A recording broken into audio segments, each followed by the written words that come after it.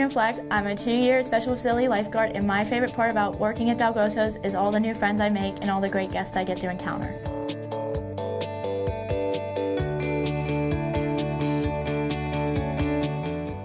All lifeguards have to be 15 years old, and in order to retrieve their license, they must do a 50-yard swim and get a brick off the 5-foot end of the water.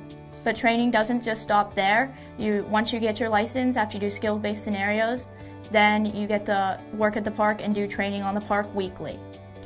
So the initial training is so important because you learn all the skills that you need on a daily basis, like CPR, how to use the AED, rescue breathing, backboarding, and that's all stuff that when Alice comes monthly, that you have to show them that you know. So that first weekend, you really have to pay attention and hone in on those skills, because Alice will come and they will test you on those skills, and you have to be ready.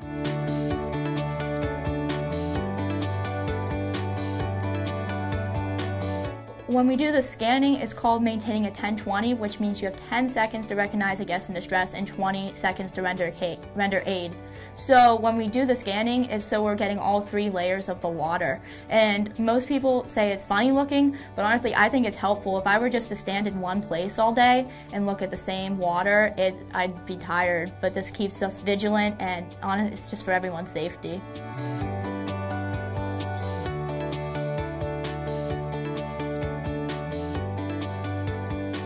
My favorite employee perk is the employee party. That's so awesome. Everyone always has a good time. And the referral program, if you refer so many people, you get either DelGrosso dollars or cash in your pocket.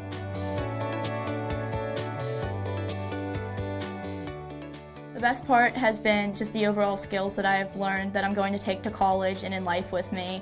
The customer service and CPR and all those skills are stuff that I'm going to need in my actual profession, so it's a great step in the right direction.